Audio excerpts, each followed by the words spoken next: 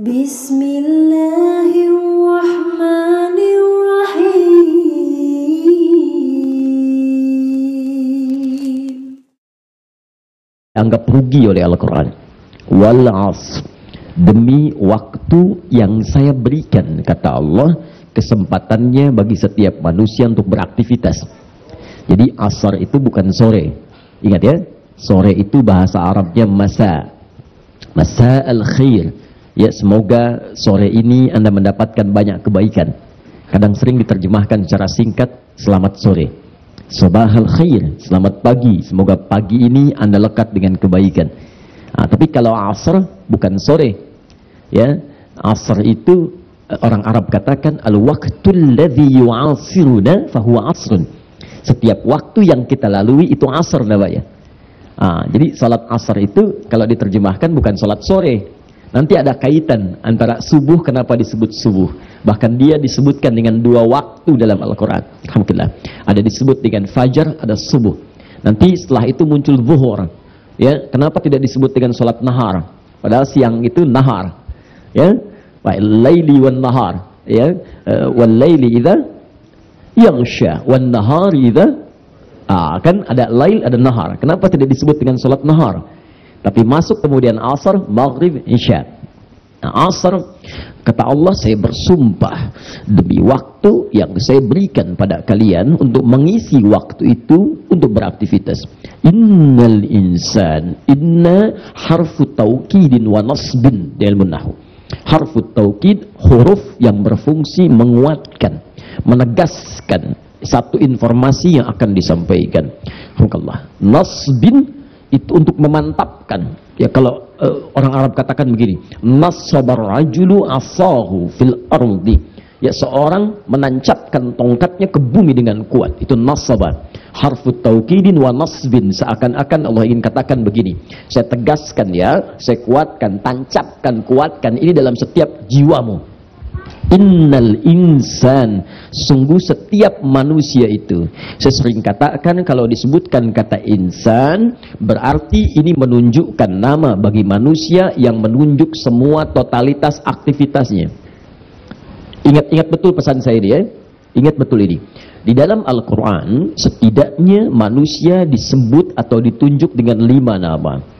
Nah, kalau Anda sedang baca Al-Quran, menemukan nama-nama ini, maka tolong pelajari betul fungsi dari nama ini, sehingga kita paham apa yang sedang dimaksudkan oleh Allah lewat penamaan ini.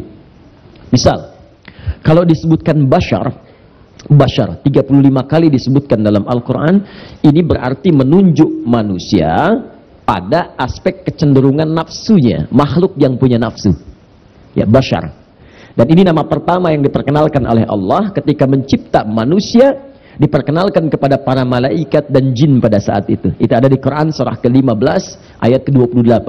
Wa idz qala rabbuka lil malaikati inni khaliqum bashara. Bashar. Ya, jelas ya? Nah, ini contohnya. Lewat. Nah, 2, ada lagi yang disebut ins, ya, sering dipasangkan dengan jin. 18 kali pasangan ini disebutkan dalam Al-Quran. Ya ma'syaral jinni wal ins, wa ma khalaqtul jinna wal ins. Kalau disebutkan ins, ini berarti menunjuk manusia dengan sifat dasarnya yang lembut, lemah, dan nampak. Nah, ini manusia itu asalnya nggak ada yang kasar, asalnya lembut. Jadi kalau ada manusia tumbuh menjadi kasar, itu pasti pengaruh lingkungan sekitarnya. Ada bayi baru lahir langsung kasar? Tidak ada. Semua bayi yang dilahirkan saking lembutnya, terlahir dari rahim siapapun, orang tuh kagum, senang, suka dengannya, pengen gendong bayi tuh. Ya, nggak pernah ada bayi baru lahir dari perut ibunya langsung marahin ibunya. Kenapa mama melahirkan saya? Nggak ada. Demi Allah saya katakan, nggak ada. Ya, nah, kemudian ada lagi yang disebut dengan Bani Adam. Bani Adam itu 7 kali disebutkan dalam Al-Quran. Kalau Anda menemukan kata Bani Adam dalam Al-Quran, ini berarti ingin menunjuk asal mula identitasnya, yang bersumber dari Nabi Adam alaihissalam, manusia pertama yang diturunkan ke bumi. Jadi kalau disebutkan Bani Adam, ini ingin memberikan kesan 2 hal. Ingat ya, 2 hal. Satu, bahwa semua manusia semua berasal dari Adam alaihissalam. Tidak ada manusia lahir tinggal menetap di bumi yang bukan berasal dari Nabi Adam, mustahil. Saya sering katakan jangan pernah percaya kalau ada orang mengatakan manusia berasal bahkan dari selain manusia. Karena dulu ada yang mengatakan manusia berasal dari monyet. Katakan pada orang itu, kalau Anda berasal dari monyet silahkan saja, cuma jangan ngajak-ngajak kita. Paham ya? Nah, fungsi kedua, kalau Anda menemukan kata Bani Adam di dalam Al-Quran, Anda diminta belajar dari kisah pendidikan Nabi Adam yang diberikan pelajaran oleh Allah saat di surga sebelum beliau diturunkan ke bumi. Di situ ada pelajaran tentang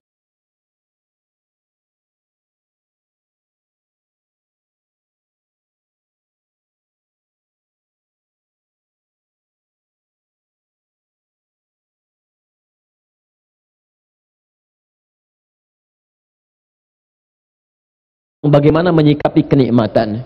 Di situ ada pelajaran tentang bagaimana cara mematuhi Allah dengan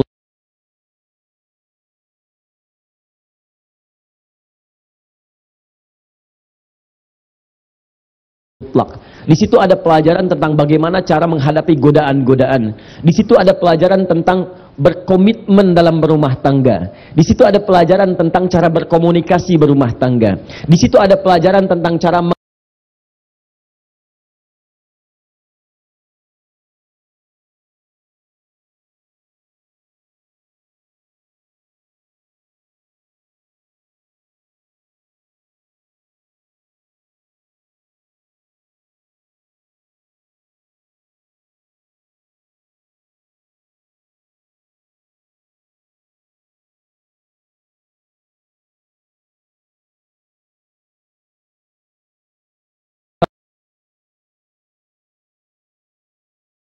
kalau orang kumpul-kumpul, saya datang, mereka bubar. Saya pergi lagi, mereka kumpul lagi. Apa yang salah dengan diri saya?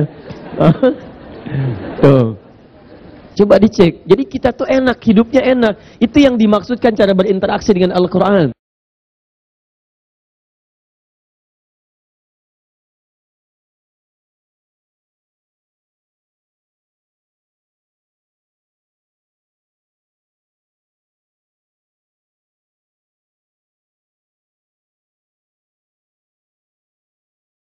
Anda bisa khatam sampai 30 kali dalam sebulan. Tapi perilaku Anda tidak mencerminkan apa yang Anda baca. Kan aneh itu.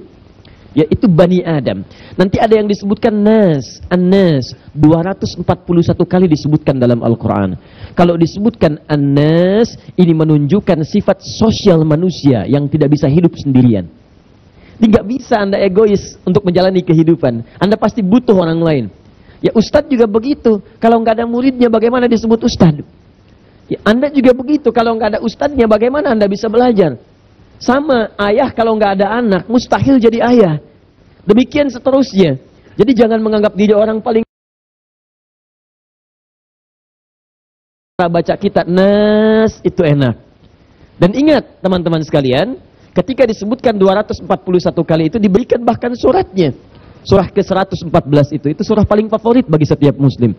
Ya, Qul a'udzu birabbin nas. Nah, kemudian ada ini yang kita bahas, al-insan. Insan. Disebutkan 65 kali dalam Al-Quran. Di 43 surah. Ya, yang berbeda. Bahkan ada surahnya, surah ke-76. Saya ingin tekankan bahwa setiap Anda membaca kalimat di dalam Al-Quran berupa ayat-ayat, menemukan kata insan, maka Anda sedang diajak berdialog langsung oleh Allah tentang semua aktivitas yang pernah Anda kerjakan selama hidup. Hal ata 'alal insani hinum minad dahri lam yakum syai'an madhkura. Ar-Rahman 'allama al-Qur'an khalaqal Iqra bismi rabbikal ladzi khalaqal. Nah, kalau kita lihat terjemah, Allah ciptakan manusia. Begitu Anda menemukan kalimat insan, langsung tanyakan pada diri Anda, saya selama hidup ini apa saja aktivitas yang saya kerjakan? Apakah sudah menjadi amal soleh atau banyak menjadi amal salah? Bukankah saya pengen ke surga? Sedangkan kalimat surga pertama kali disebutkan dalam Al-Quran bekalnya amal saleh. Al-Baqarah ayat ke-25.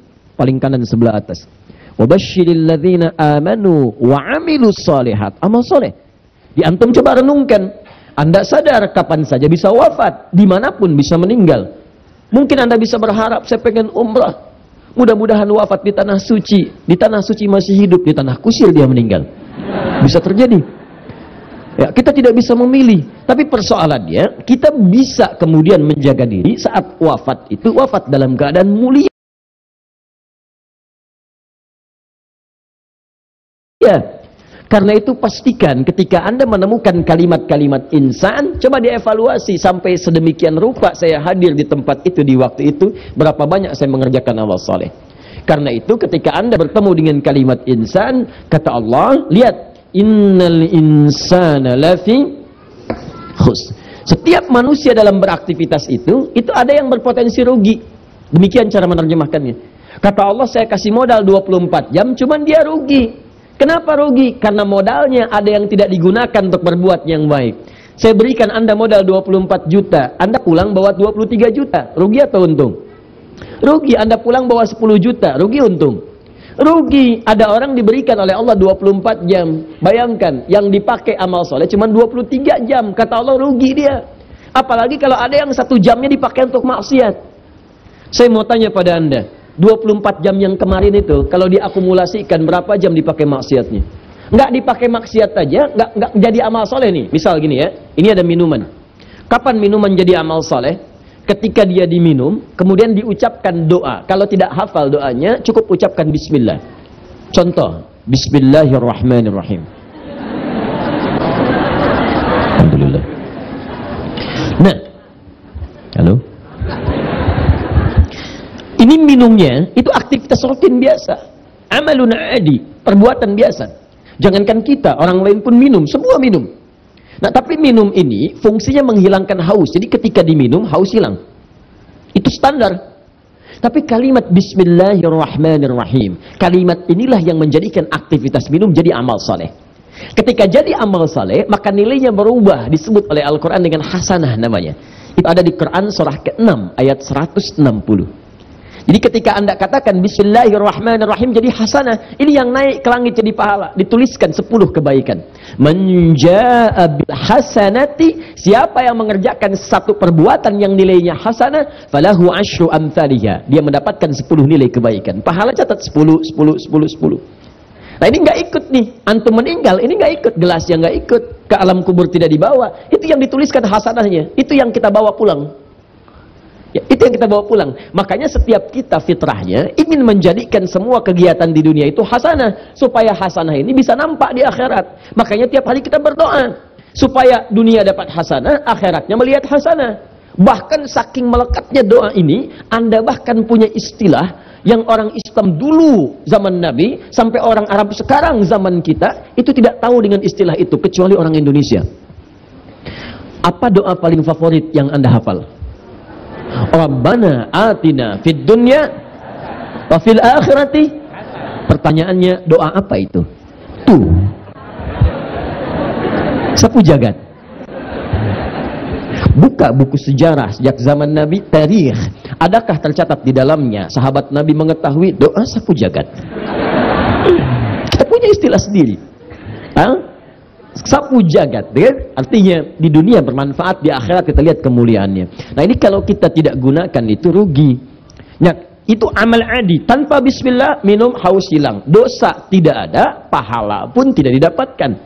Nah, itu netral, netral dia. Tapi kalau Anda ucapkan bismillahirrahmanirrahim jadi pahala. Nah, sekarang misal kalau saya minum misalnya bismillahirrahmanirrahim saya awali, ada pahalanya? Ada. Itu yang disebut amal saleh. Ada orang minum tanpa bismillah, ada pahalanya? Tidak ada. Ada dosanya? Tidak ada. Itu netral. Saya ulang lagi. Ada orang minum misalnya, yang ketiga, ada orang minum diawali dengan bismillah, ada pahalanya? Belum tentu. Kalau yang dia minum, minuman orang lain. Bismillah itu tidak harus merubah situasi kemudian menjadi halal. Kalau yang dikerjakan maksiat. Ingat itu ya. Awas, korupsi pakai bismillah tetap dosa. Hati-hati. Paham sampai sini? Karena kalimat Nabi-nya kullu amrin dzibalin, setiap perbuatan baik. Yang tidak baik tidak bisa. Nah, pertanyaan saya kembali ke awal. Dari Anda 24 jam kemarin beraktivitas, berapa jam yang sudah jadi amal saleh? Berapa jam yang netral? dan berapa yang jadi amal salah. Cara ngukurnya sederhana begini. Kemarin aja ukur dari kepala sampai kaki. Mata Anda, mata saya, mata kita yang kemarin aja dari 24 jam berapa kali lihat yang salah? Lihat handphone berapa kali salah lihat? Lihat TV berapa kali salah lihat? Mau berangkat, lihat videotron berapa kali salah lihat? Lihat poster berapa kali salah lihat? Silahkan cek. Itu baru mata, belum telinga, belum lisan. Berapa kali Anda tidak berbicara yang baik-baik? Itu belum mata, baru lisan, belum pikiran. Tadi aja sebelum saya datang, siapa yang pikirannya nggak baik-baik? Hah? Oh, belum pengajian dimulai.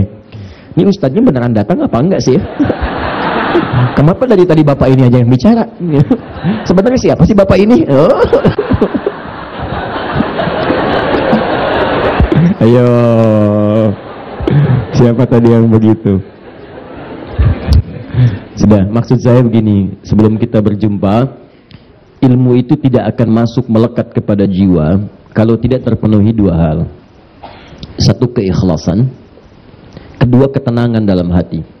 Karena itu Imam An-Nawawi rahimahullah, beliau memberikan wasiat kepada para penuntut ilmu, kalau situasi hati sedang gelisah, tenangkan dulu sebelum masuk ke majelis ilmu.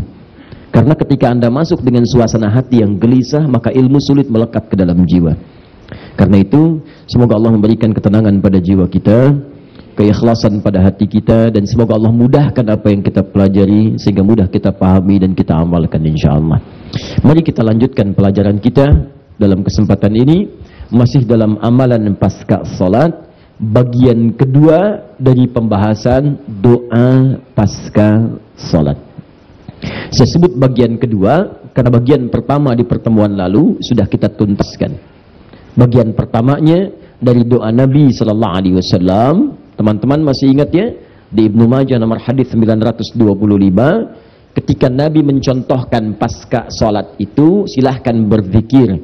Jenis-jenis zikir itu banyak. Silahkan dari mulai istighfar, dari mulai kemudian Allahumma antas salam, ya, dan seterusnya. Isyarat dari Quran surah keempat ayat 103. Setelah itu yang kalimat la ilaha illallah lahu la syarikalah. Setelah itu kemudian ada kalimat yang subhanallah, alhamdulillah, Allahu akbar. Setelah itu ada bacaan-bacaan Quran. Bacaan Quran disebut dengan zikir. Quran surah 15 ayat 9. Ada juga bisa hafalan, silahkan ya. Yang belum hafal, misalnya ada bacaan kertas boleh, yang sudah hafal langsung dibacakan boleh, karena hafalan itu juga bagian dari zikir. Quran surah ke-54 ayat 17, ayat 22, ayat 32, ayat ke-40.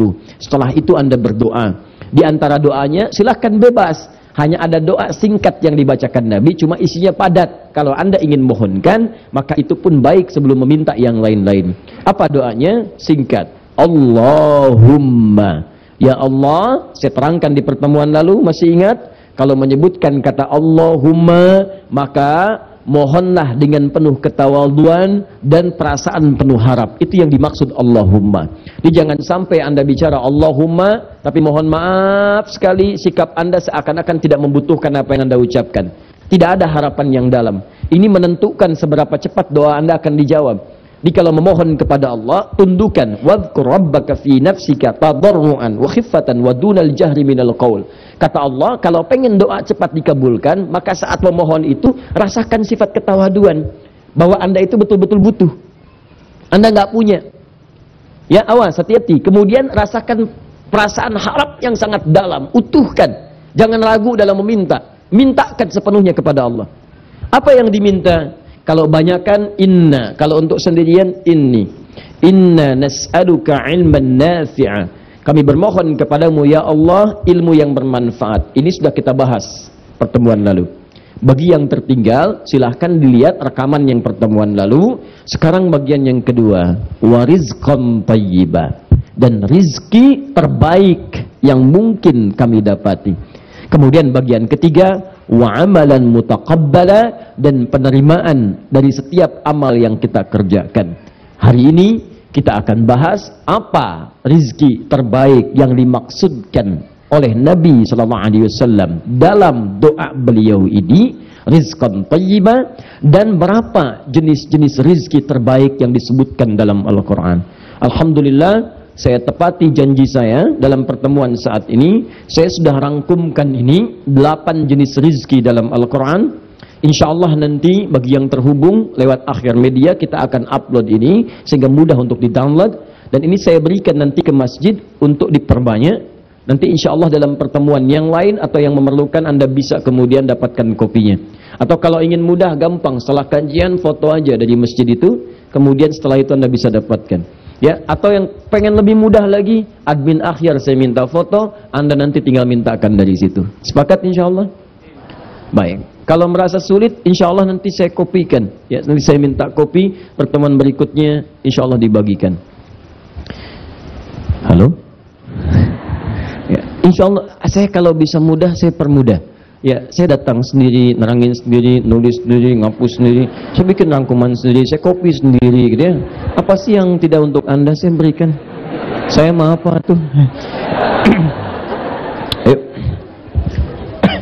Bismillah. Sudah? Kita mulai ya. Rizqan thayyiban. Bismillah. Ibu kelihatan ini, Bu?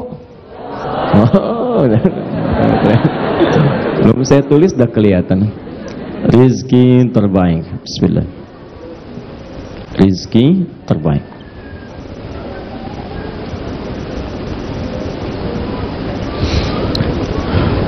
Rizqan thayyiban.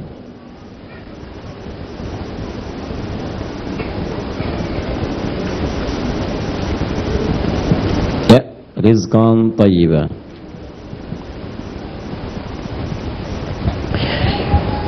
Yang kita bahas pertama adalah pengertian rizki terlebih dahulu.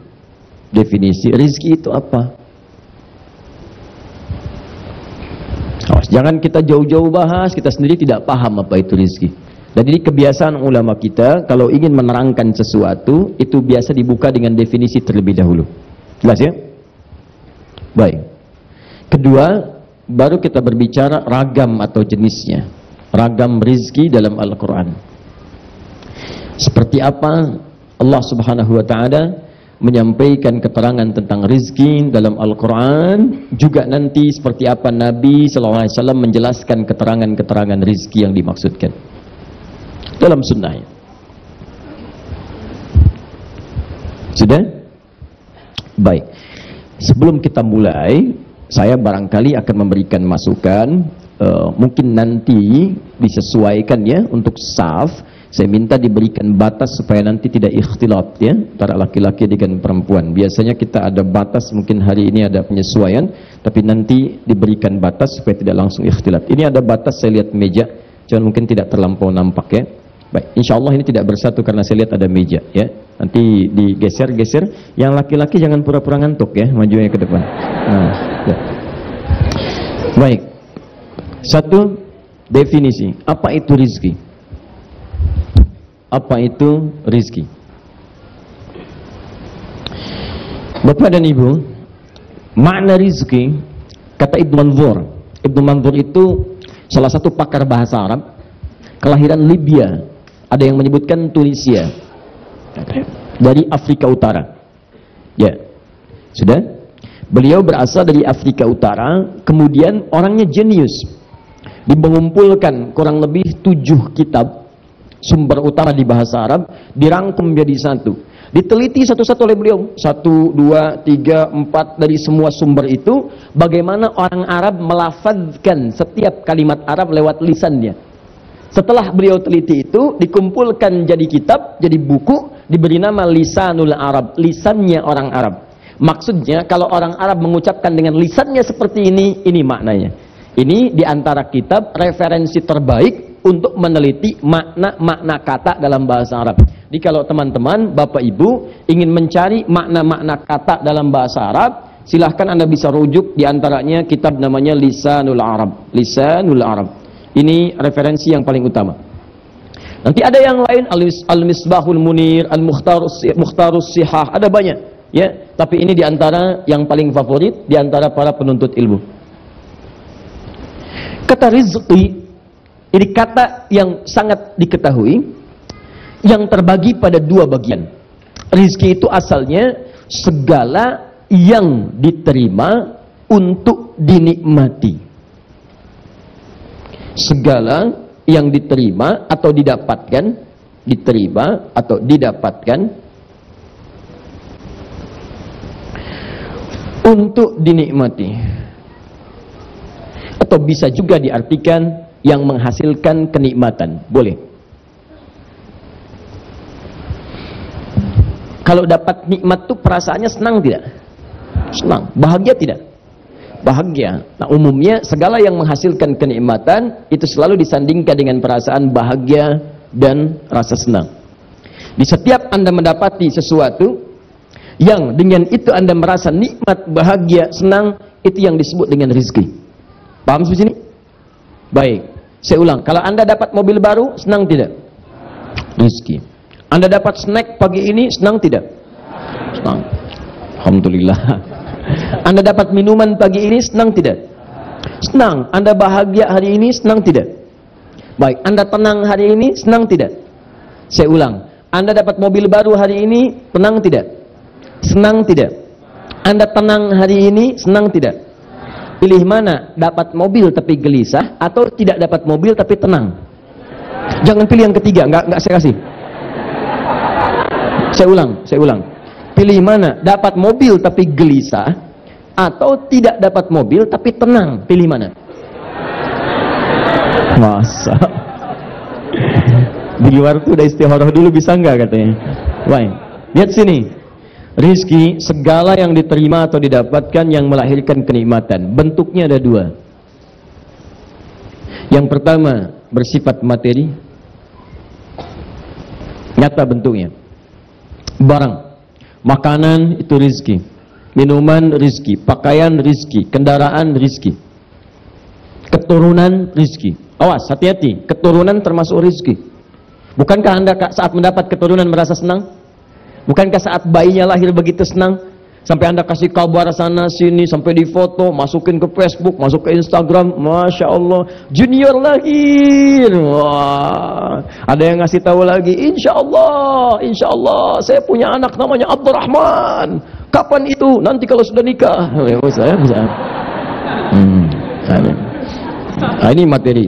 Jadi bisa berupa barang, benda sifatnya. Ya, benda itu bisa benda hidup atau mati. Bisa bentuknya immateri, bukan bentuknya langsung materi yang tampak, non materi. Umumnya berupa hal yang dirasakan. Tenang itu rizki, bahagia, senang itu rizki. Ingat ya, yang melahirkan kenyamanan, ketenangan, kenikmatan. Sudah? Baik, kalau sudah dipahami, semua yang didapatkan, yang diraih, dan itu menghasilkan kenikmatan, maka itu yang disebut dengan rizki. Tapi yang paling menarik, Nabi tidak sekedar saat berdoa menyebutkan kalimat rizki saja, tapi beliau susulkan dengan kalimat yang kedua, thayyibah. Ingat baik-baik. Kenapa dimunculkan kata thayyibah ini? Itu yang kita analisis dulu. Apa makna kata thayyibah ini? Setelah Anda paham kata thayyibahnya, di sini kita mengerti kenapa Nabi tambahkan kata itu dalam doanya. Padahal mudah Nabi mengatakan, Allahumma inna nas'aluka ilman nafi'a wa rizqa misalnya, wa amalan mutaqabbala. Kenapa ditambahkan dengan kalimat thayyibah? Nah, teman-teman sekalian, rahasia kata thayyiban yang pertama ada dalam Al-Qur'an surah kedua Al-Baqarah ayat 168. Paling kanan sebelah bawah.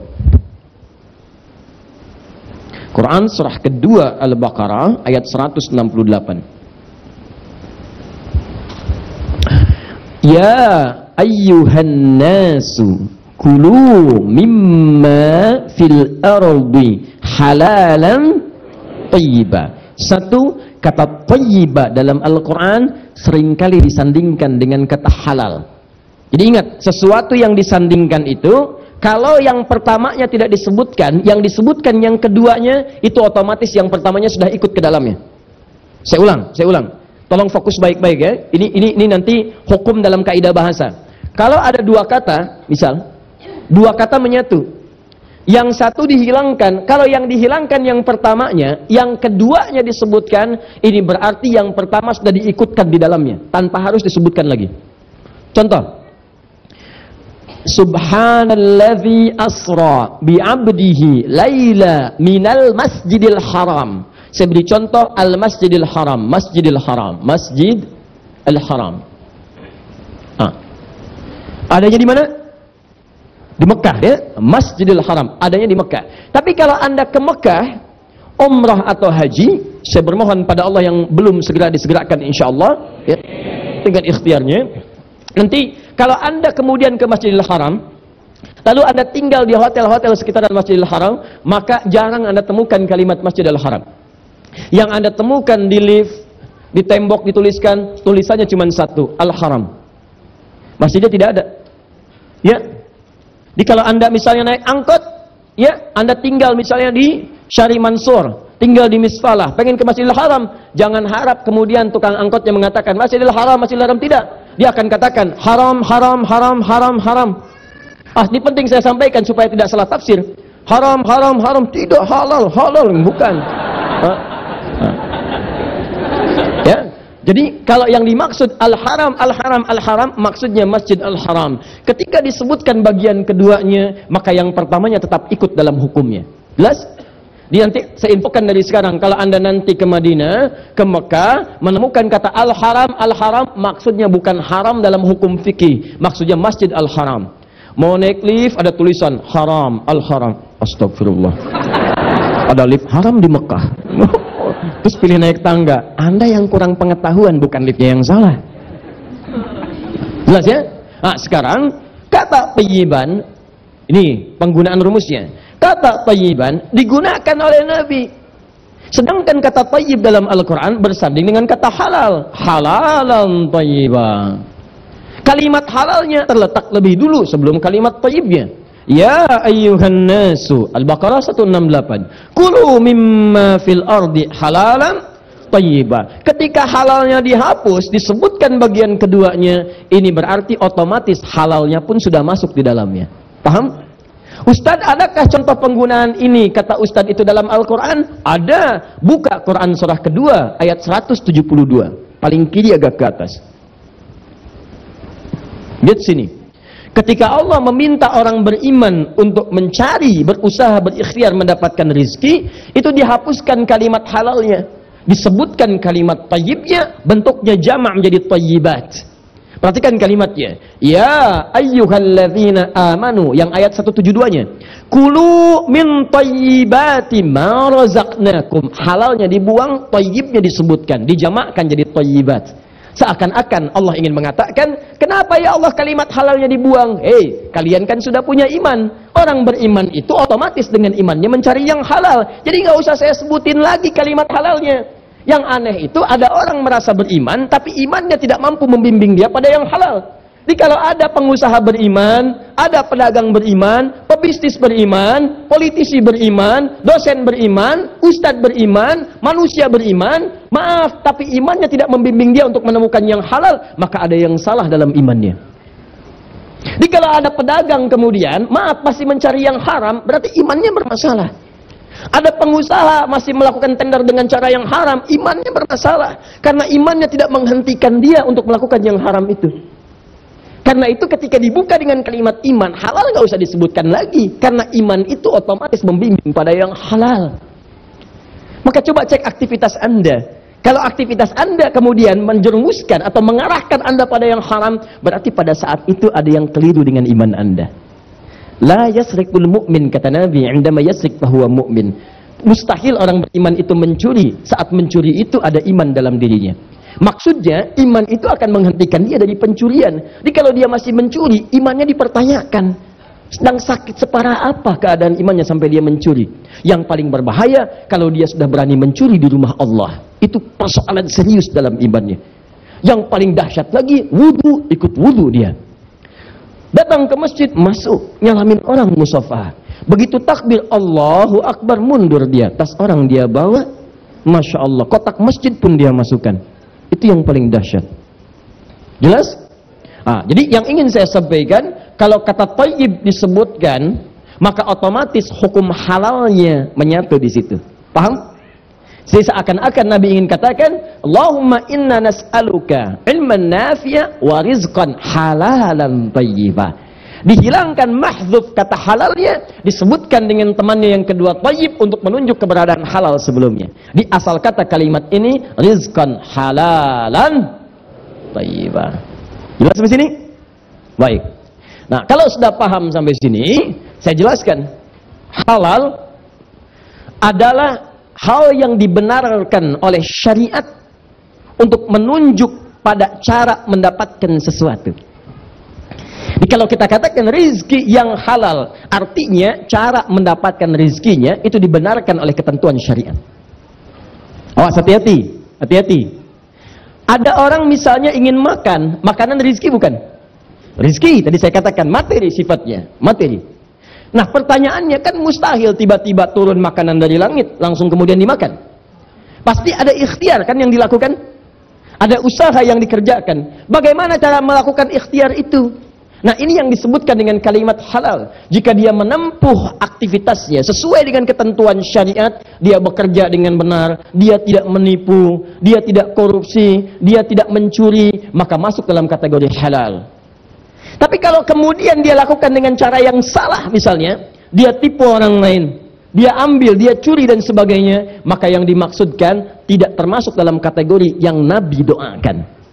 Jelas sampai sini? Nah, maka ketika Nabi mengatakan rizqan thayyibah, seakan-akan kita minta bimbingan kepada Allah. Ya Allah, saya mohon setelah saya sholat ini ya Allah, saya mendekat kepadamu ya Allah, saya berusaha lekat denganmu ya Allah, saya berada dalam pengawasanmu ya Allah. Rizqan thayyibah, ya Allah mohon bimbing saya ketika mencari rizki, kuatkan iman saya supaya terarah pada segala hal yang halal yang telah engkau tetapkan. Jelas sampai sini? Nah, orang yang terbiasa berdoa mengucapkan kalimat ini, maka dia akan dijaga oleh Allah Subhanahu wa taala. Setiap kali dia mencari rizki, diberikan kekuatan dalam jiwanya supaya tidak tersentuh dengan yang haram. Nanti suara hati itu yang akan membisikkan Anda. Di begitu Anda bertransaksi, kadang-kadang Anda tidak, tapi konsumen Anda mengarahkan pada yang haram misalnya. Anda mungkin tidak, tapi nanti tender itu yang menjadikan Anda mengikutkan pada yang haram. Anda mungkin di kantor duduk tinggal tanda tangan, Andanya tidak, tapi proyeknya ketika disodorkan itu yang membuat Anda mengerjakan yang haram. Pak, ini permintaan kita hari ini, oh bagus ini permintaannya, silahkan Pak tinggal di ACC. Berapa nilainya? Oh ini sekian Pak, 1 miliar Pak. Oh, kok cuma 1 miliar? Biasanya kan ada 1,5 miliar. Oh tidak Pak, ini ada penyesuaian. Itu penyesuaiannya akan diberikan untuk Bapak. Kira-kira ya dari 500 juta itu Bapak dapat 30% Pak. 150 jutanya. Rizki itu sudah diatur. Saya tidak mendapatkan yang begini pun Allah akan berikan kepada saya. Perbaiki, sempurnakan seperti semula. Hati Anda akan mengatakan jangan. Jangan, karena setiap Anda sholat, begitu selesai sholat, Anda katakan rizqan thayyibah, rizqan thayyibah. Itu begitu dikatakan kalimat tadi, nafsu itu akan ditekan oleh takwa. Di jiwa kita itu ada 2 jenis, ada takwa, ada nafsu. Wa nafsi wa ma sawwaha. Quran surah Asy-Syams ayat 7-10, Quran surah 91 ayat 7-10. Wa nafsi wa ma sawwaha. Di dalam jiwa kita itu, yang sempurna itu ada 2 kecenderungan, 2 bisikan. Awas, fa'alhabaha fujuraha wa takwaha. Nanti ada jiwa fujur, nama lainnya nafsu. Nafsu ini mendorong pada yang buruk. Ya, yang kedua takwa. Takwa ini mendorong pada yang baik. Takwa itu kalau tidak dilatih dengan amalan-amalan, sholat itu bagian dari takwa. Dari mana taunya? Al-Baqarah ayat 2-3. Dzalikal kitabu la raiba fi hudallil. Siapa mutakin orang takwa di situ? Amalannya ayat 3. Alladzina yu'minuna bil ghaib wa yuqimunas shalah. Jadi takwa itu di antara wujudnya salat. Salat ketika Anda kerjakan melatih takwa. Apa fungsi takwa itu? Supaya jiwa Anda mendapatkan bisikan dari takwa pada yang baik-baik. Makanya kalau Anda rajin salat, kata Allah, diterangkan fungsinya di Quran surah ke-29 ayat 45. Innas salata tanha 'anil fahsya. Nah, orang sholat itu kalau menerima tawaran seperti tadi, hatinya langsung bergejolak. Bukan nafsunya, takwanya mengatakan, jangan lakukan. Langsung, baru dia bilang sesuatu aja, takwanya langsung mengelak. Di hatinya langsung gak enak. Jangan. Itu berfungsi itu. Ingat baik-baik, itu akan berfungsi. Itu yang dimaksud. Fa'alhamaha fujuraha wa taqwaha. Nah, Anda pasca sholat mengatakan, ya rizqan thayyibah, rizqan thayyibah. Begitu ada rizki yang tidak halal, haram dia datang, tidak thayyib dia, maka hati Anda akan berkata jiwa takwanya, jangan terima. Jangan terima. Tapi kalau ini tidak pernah Anda amalkan, apalagi nggak pernah sholat, maka yang berfungsi bukan takwanya, nafsunya, fujurnya. Jangan terima, jangan terima. Itu sedikit, tambah. Nah, itu masalahnya. Makanya keluar kata-katanya nggak enak. Ya, maaf ya, nggak bagus seperti ini. Perbaiki. Kalau bisa lebih banyak. Wah, itu masalah. Jelas ya? Nah, jadi teman-teman sekalian, ini bagian yang pertama, halalan thayyibah. Jadi ketika Nabi katakan rizqan thayyibah, ini berarti memohon kepada Allah supaya Anda dibimbing oleh Allah dalam mendapatkan rizki ini dengan cara yang halal. Apa manfaatnya? Supaya ketika Anda berikhtiar, nanti Allah akan menguatkan keadaan hati kita supaya istiqomah dengan yang halal. Jangan dikira godaannya ringan loh. Sekarang ini tidak mudah. Tidak mudah teman-teman. Ya, bahkan ada orang mengatakan untuk dapat yang haram aja susah sekarang, apalagi yang halal. Tapi itu tidak berlaku dalam kaidah Al-Quran. Tidak demikian. Nanti kita akan lihat. Nah, dua, thayyibah. Taba yatibu thayyiban. Wa tibatan. Wa tubatan. Ada tiga makna. Tibah, taba, thayyibah, tubah. Baik. Thayyiban, kalau dikaitkan dengan rizki, itu artinya segala yang menguatkan dan menyehatkan, membuat kuat, sehat secara fisik. Misal ya, maaf sekali, Anda bekerja sebulan misalnya dapat rezeki, taruhlah misal saja 100.000 Anda dapatkan, lalu 100.000 itu Anda ingin belikan makanan ya untuk pokok kehidupan, maka kata Nabi petunjuknya, biasakan rizki yang Anda dapatkan itu tidak harus kemudian dibelanjakan untuk memenuhi semua apa yang Anda inginkan. Tidak. Cari dari situ apa yang Anda butuhkan, yang bisa menguatkan fisik dan membuat Anda sehat. Jadi kalau mau cari makanan, tidak semua yang Anda inginkan mesti dibeli. Lihat dulu itu menyehatkan nggak buat Anda. Itu membuat fisik kuat atau tidak. Makanya kalau orang Arab ditanya, kaifa haluk? Bagaimana kabarmu? Alhamdulillah ana thayyib. Maksudnya saya sehat hari ini. Saya kuat. Nah, Anda dapat uang berapapun, cari makanan yang menyehatkan, bikin Anda kuat. Prinsipnya kebutuhan, bukan keinginan. Ragam itu boleh, warna ungu, warna biru, warna merah, nggak ada masalah. Makanan ini, makanan itu, pengen makan nasi padang, boleh. Makan pagi dengan sore, silahkan, pagi, sore. Nah, pindah rasa misalnya, silahkan, siang malam. Pagi sore sudah ada, siang malam ada, cari yang ketiga, begadang. Nah, ada. Ya, rumah makan begadang. Ya. Baik teman-teman, itu nggak ada masalah. Menu ini, cuman persoalannya menyehatkan tidak. Butuh tidak. Cukup dengan kalimat ini kalau Anda amalkan dalam kehidupan, sehat umat Islam itu. Kuat kita. Cuma kadang-kadang keadaan kita itu banyak dirusak oleh keadaan. Tampilan luarnya bagus tapi isinya tidak menyehatkan. Berapa banyak makanan itu dikemas bagus di luaran tapi isinya racun dalam kehidupan. Silahkan cek. Banyak orang terkena penyakit karena dia tidak abai ketika melihat apa yang dia konsumsi. Padahal kata Nabi sederhana, tayyib. Coba lihat cara perilaku kehidupan orang Islam sebagian, kalau tidak semuanya sekarang. Semua pakaian itu dibeli, semua dikoleksi, padahal belum tentu dibutuhkan. Dan itu akan dihisap. Coba Anda pulang ke rumah, buka jendela itu. Jendela rumah Anda buka, masuk kemudian perhatikan sekelilingnya, setelah itu balik ke kamar Anda, buka lemari pakaian Anda. Cek, pertanyaan saya satu aja. Dari semua pakaian itu, pernah nggak ada satu helai pakaian saja yang belum pernah dipakai ibadah? Belum pernah dipakai sholat. Saran saya, segera gunakan itu. Nanti kalau Anda dihisab lebih ringan. Minimal pakaian itu akan berkata kepada Allah, ya Allah saya pernah digunakan untuk sholat oleh orang ini. Ini biasakan ketika Anda mendapatkan sesuatu yang baru, pakai dulu untuk ibadah. Ada baju baru, gunakan dulu untuk sholat sehingga hak Allah terpenuhi, gunakan itu. Jadi hisab Anda ringan, begitu dihisabkan mulutnya dikunci. Al-yauma nakhtimu ala afwahihim wa tukallimuna aydihim wa tashhadu arjuluhum bima kanu. Itu bicara benda-benda. Ini baju bicara, ini karpet jangan dikira nggak bicara, bicara itu. Ya, nanti ayatnya kita hafalkan. Idza zulzilatil ardu wa akhrajatil ardu wa qala al-insanu. Lihat ayat keempat, yauma idzin tuhadditsu akhbar. Itu dalilnya. Kata Allah, "Idza zulzilatil ardu zilzalaha." Nanti satu saat bumi saya goncang sekuat-kuatnya. Saya hadirkan gempa yang paling dahsyat. Ini saya sering katakan kalimat ini beberapa kesempatan. Kalau kalimat zilzal disebutkan sekali, itu artinya gempa dahsyat yang menjadikan bangunan tinggi runtuh ke bawah. Runtuhnya ke bawah.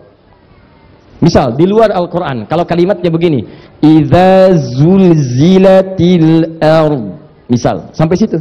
Itu artinya gempa dahsyat yang tinggi runtuh ke bawah. Tapi kalimat zulzil kalau disebutkan dua kali, baik bentuknya verb, kata kerja, fi'il, ataukah noun,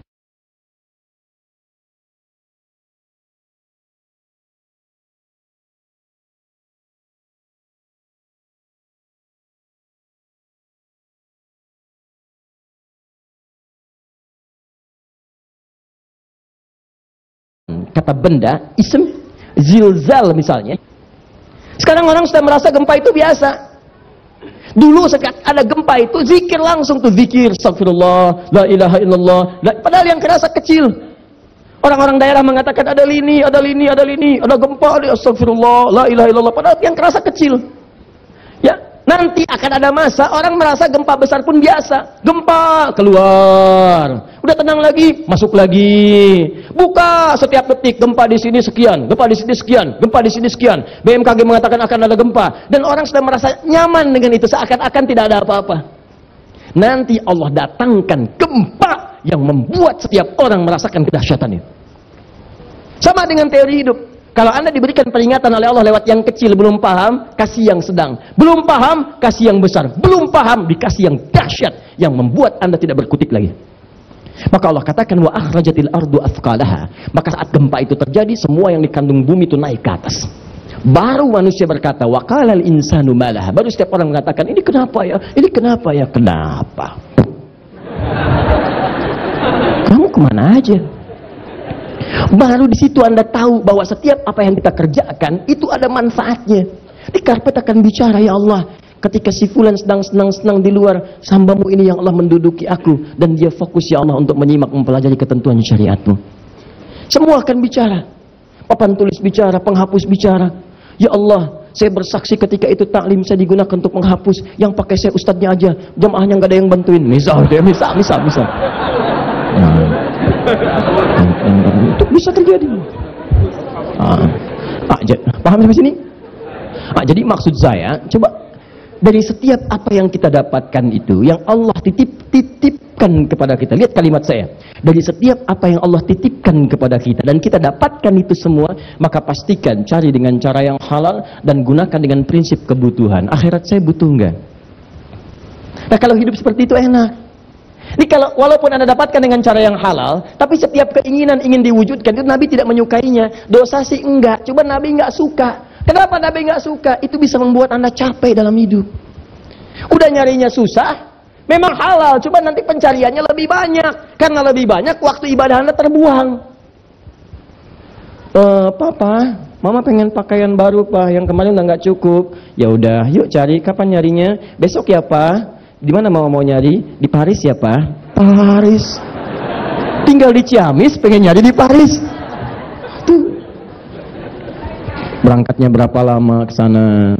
Di jalan kepake waktunya banyak, habis kebuang. Biasa baca Quran, biasa zikir, sekarang mulai ngantuk, kena jet lag, nyampe sana tokonya tutup. Balik lagi. Coba lihat, berapa ini mungkin contoh yang paling ekstrim, yang sederhana kan gampang. Pengen makan, ada dekat rumah, pengen ke jauh-jauh. Itu kan sesekali nggak ada masalah, Anda bawa keluarga nggak ada masalah. Yang kadang-kadang tidak masuk akal itu dalam suasana tertentu masih menginginkan sesuatu yang jauh, padahal yang dekat ada. Tuh, nasi goreng malam-malam, nasi goreng di luar lewat 3 nasi goreng bolak-balik tak tek tok nggak dibeli.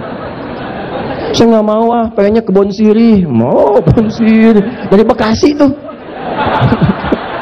Bon Siri naik malam-malam jam 2, nyampe sana udah antrian panjang, antri begitu bagian dia habis. Capek habis, tahajud nggak kepake, segalanya nggak kepake, habis tuh capek. Jadi Nabi itu peka sekali. Kalau di Quran surah At-Taubah itu di ujung-ujung ayatnya itu Itu dilukiskan dengan kalimat yang sangat indah.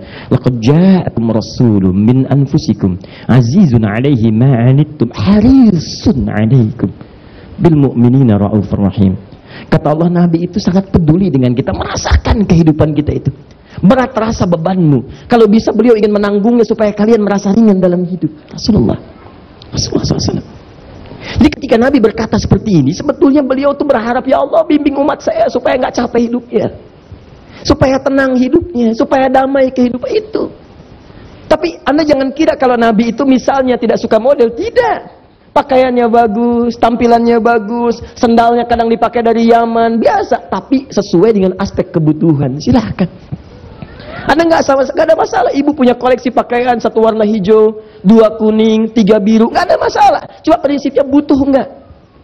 Dan itu akan menghiasi keindahan dalam rumah tangga. Begitu akan misalnya ke pengajian, ibu tanya pada ayah, pada suami, Pak, mama pakai yang mana ya? Hijau atau yang biru? Masya Allah, kan indah tuh. Kata suami, yang hijau bagus mah. Ah, kayaknya yang biru deh, Pak. Tuh. Itu kadang-kadang begitu, Pak. Dia tuh nanya, tapi udah punya jawaban. Itu yang bikin kita susah. Masih mending kalau dipakai, begitu keluar kuning.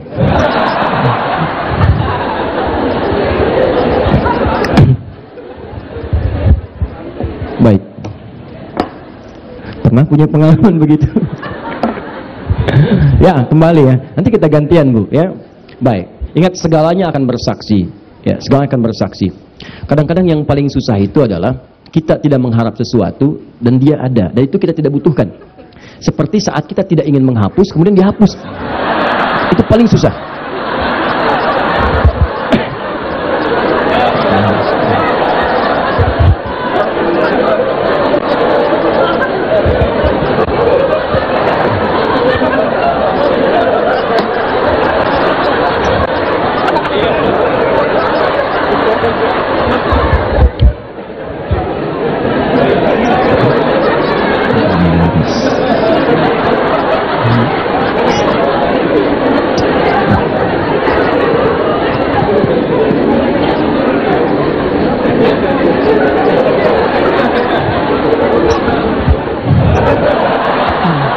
Ya, lihat sini. Paham ini rizki? Halal paham? Tayyib paham? Saya cek. Halal itu, maaf, dari esensi kebutuhannya atau cara mendapatkannya? Baik. Kalau tayyib itu kualitasnya atau caranya? Aspeknya kebutuhan atau keinginan? Maka ketika Nabi berdoa, rizqan tayyibah, maksudnya bimbingan kepada kita. Kalau Anda ingin mendapatkan rizki, cari dengan cara yang halal, lu gunakan yang halal untuk mendapatkan yang tayyib. Paham? Ini kalimat singkat padat, ini aja kita pakai dalam hidup. Maka hidup kita insya Allah akan nyaman kita jalani. Ya, fisiknya sehat, kuat, pikiran tenang, dan nyaman kehidupan dijalani. Tapi yang paling dahsyat dari kalimat ini kan permohonannya ke Allah. Maksudnya, saat ini tiap hari Anda latih, minimal 5 kali dalam sehari. Subuh, duhur, asar, maghrib, isya. Begitu selesai doa. Mintakan ini. Demi Allah saya katakan, kalau manusia sifatnya itu pasti jauh beda dengan Allah. Laisa kamitslihi syai'. Manusia itu kalau diminta sekali mungkin ngasih, 2 kali sudah nggak enak, 3 kali marah. Allah beda, tidak diminta Allah marah. Minta berkali-kali Allah senang, bahkan cepat mengabulkan. Nah ini kita minta 5 kali dalam sehari, masa nggak dikabulkan? Jadi ketika Anda memohon kepada Allah, rizqan thayyibah, itu nanti Allah akan turunkan kemantapan dalam jiwa kita dan bimbingan mengarahkan pada rizki yang kita mohonkan itu. Nah, berapa dari semua permohonan yang kita panjatkan ini, berapa kali kita mendapatkan respon dari Allah Subhanahu wa taala? Yang paling menarik, jawaban Qur'annya bukan berapa kali, tapi berapa banyak yang Allah berikan kepada kita saat kita sekian banyak memohon kepada Allah. Tidak tanggung-tanggung, Allah bisa berikan 8 jenis rizki yang dengan 8 itu cukuplah memudahkan semua kehidupan kita. Pertanyaannya, apa sajakah yang 8 itu dan bagaimana cara meraihnya? Inilah sebagian kedua dari pembahasan yang kita bahas tentang kalimat rizqan thayyibah. Sampai sini paham? Kalau paham, saya hapus dulu sebagian. Saya hapus.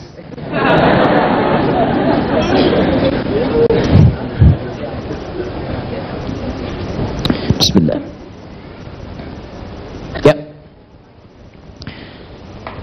8 jenis rizki dalam Al-Quran. Pertama, sebelum kita masuk pada nomor 1, saya ingin sampaikan kaidah umum dulu. Yang 8 ini, ingat baik-baik, yang nanti kita akan bahas, langsung dibuka dengan kalimat Al-Quran dengan bahasa yang sangat indah. Pertama, dalilnya Quran surah ke-51 ayat 22. Wa fis samai rizqukum wa ma tu'adun. Kedua, Quran surah Hud ayat yang ke-6. Sudah? Quran surah Hud ayat yang ke-6. Hud surah ke-11 ayat yang ke-6. Wa ma min dabbatin fil ardi illa 'ala Allahi rizquha wa ya'lamu mustaqarraha wa mustauda'aha. Awas, hati-hati. Dan setiap makhluk di bumi, bahkan binatang yang melata pun, melata yang kecil-kecil, yang gerakannya lambat, gitu kan? Yang seakan-akan orang katakan, ih, dapat rezeki enggak nih? Ya dari jauh dah lambat, belum tentu bisa dia dapat. Kata Allah, kamu jangan duga, semua makhluk, bahkan binatang melata yang paling kecil pun, saya telah tetapkan rezekinya. Keterangan pertama kata Allah, semua rizki itu sudah diatur oleh Allah Subhanahu wa taala, semua makhluk pasti mendapatkan sesuai kadarnya. Jadi kedua, Quran surah ke-11 ayat 6. Hud ayat 6. Kesimpulannya, rizki telah tetap dan terukur. Masya Allah.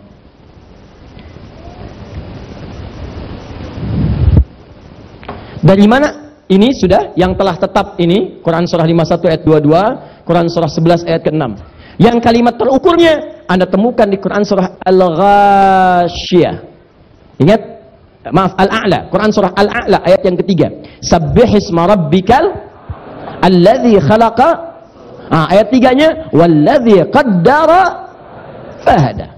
Maka dialah Allah yang telah menetapkan ukuran dari segala hal. Di antara makna ukuran itu, kata para ulama tafsir, adalah ukuran dari rizki. Rizki kita sudah terukur. Jelas sampai sini? Nah, jadi rizki setiap makhluk, apalagi manusia, itu sudah tetap dari Allah Subhanahu wa taala dan sudah terukur nilainya. Baik. Kapan itu ditentukan oleh Allah? Buka kemudian hadis yang paling cepat, lihat Al-Arba'in saja.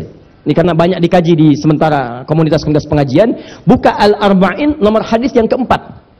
Hadisnya dari Abdullah bin Mas'ud radhiyallahu taala anhu. Hadis riwayat sahabat Ibnu Mas'ud, Abdullah bin Mas'ud. An Abi Abdurrahman, ya Abdullah bin Mas'ud radhiyallahu taala anhu, qala Rasulullah sallallahu alaihi wasallam wa huwa as-sadiqul masduq.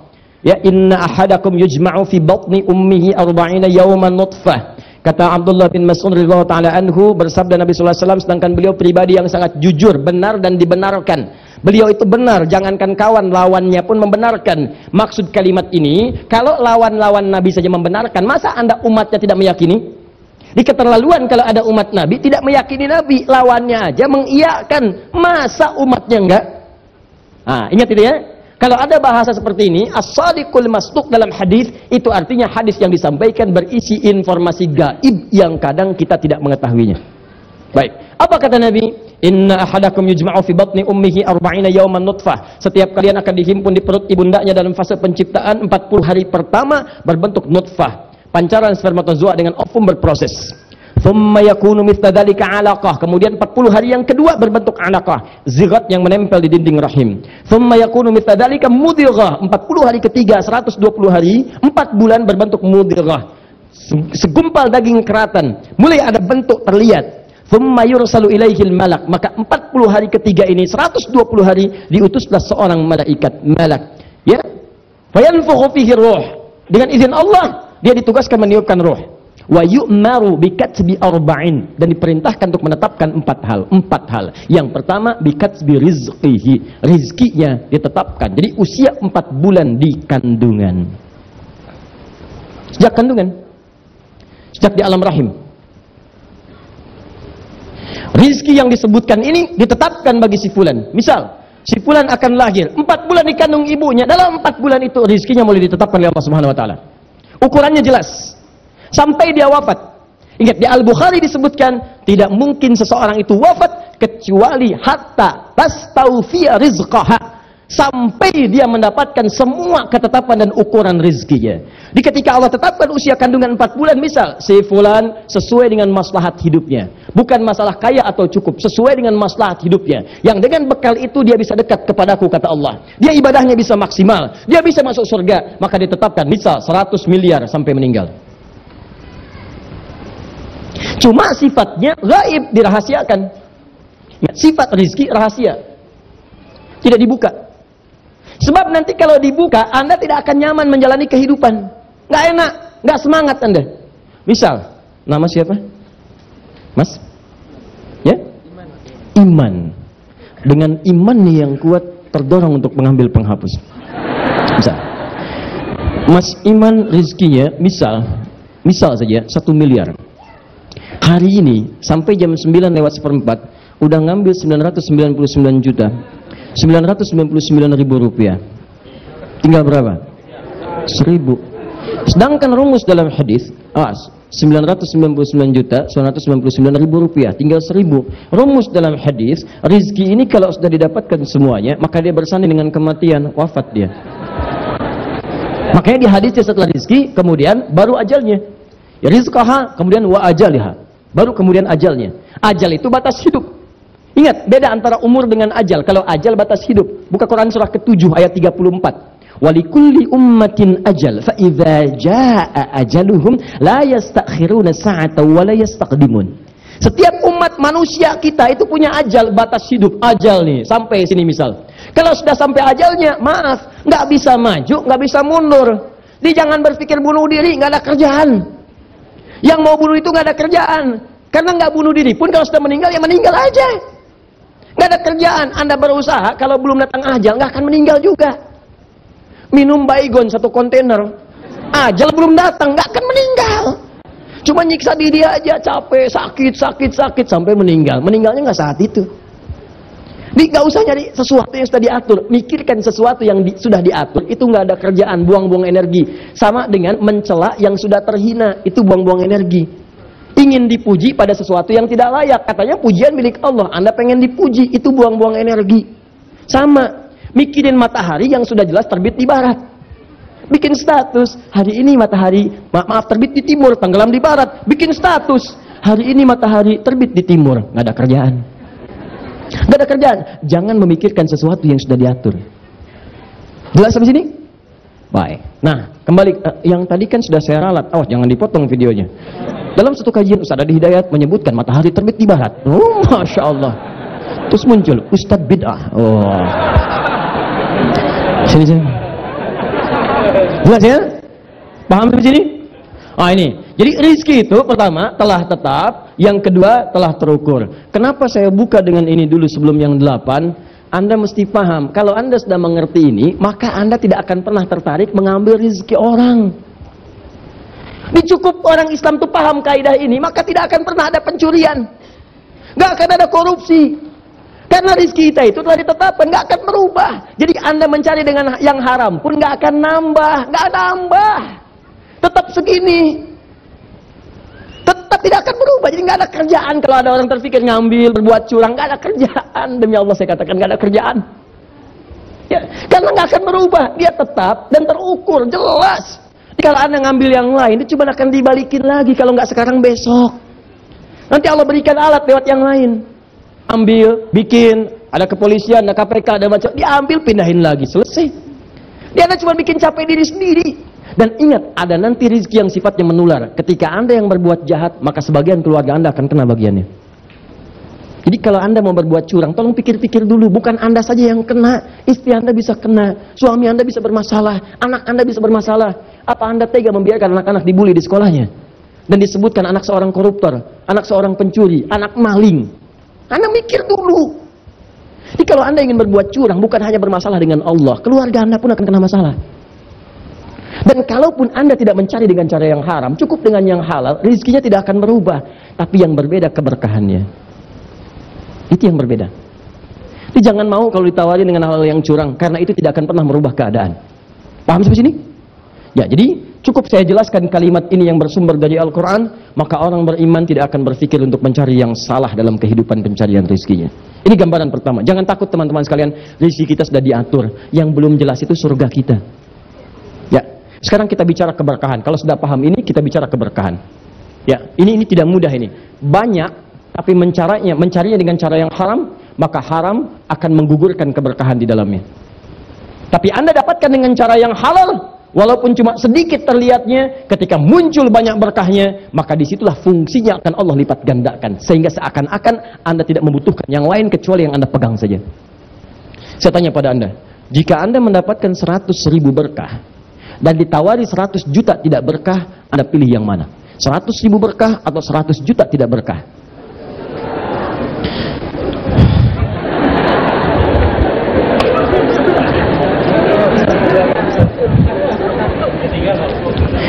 Bapak dan Ibu, saya harus menerapkan teori ini. Saya sedang mengetes bagaimana keyakinan kita kepada Allah. Kalau jawaban ketiga, itu semua orang pasti mengharapkannya. Ini nggak saya tanya, pun Anda pasti milih itu. Cuman kita sedang berbicara dalam situasi begitu, bagaimana kaitan kita dengan Allah? Online nggak? Ada nggak kekuatan jiwa kita tuh? Yang ketiga mah nggak usah dipilih. Memang nggak ada pilihan, yang ada itu cuma 1 atau 2. Itu aja, 3 nggak ada. Maka saya tanya, 1, 100 juta tidak berkah. Yang kedua, 100.000 berkah. Pilih 1 atau 2? Ya sudah. Susah amat. Ketiga mah nggak saya ajuin, pilihannya emang nggak ada. Jangan kemana-mana, saya lagi nerangin ini. Maksud saya begini, kalau Anda dihadapkan pada situasi yang begini, dan tidak ada pilihan yang lain. Ingat, yang ideal itu semua mengharapkan, tapi tidak semua apa kita temukan itu ideal. Tidak demikian. Anda akan berhadapan dengan situasi, jangan kira mudah ya. Setiap yang kita pelajari itu akan ada prakteknya. Jadi kaidah ilmu itu begini, ketika Anda mendapatkan pengetahuan, maka Allah akan lekas mengujinya. Dan Anda akan dihadapkan pada yang demikian. Saat di pasar, di kantor, di mana-mana dan sebagainya. Ya, ingat itu. Ini yang saya maksudkan. Ya, bukan aspek yang lain. Sudah, kalau sudah paham ini, maka kesimpulannya jangan coba-coba mencari yang haram. Karena konsekuensinya, 1, keberkahan akan hilang. Berkah itu artinya ziyadatul khair, bertambah nilai manfaatnya. Jadi walaupun cuma dapat 100.000, tapi karena manfaatnya banyak, dijaga oleh Allah kebutuhannya. Nah, kadang-kadang kita bahas yang 8 sekarang. Allah datangkan rizki yang lewat ikhtiar kita, bukan ikhtiar mencari, tapi Allah datangkan dari sisi yang tidak Anda duga. Apa saja 8 jenis rizki ini? 1, kita mulai.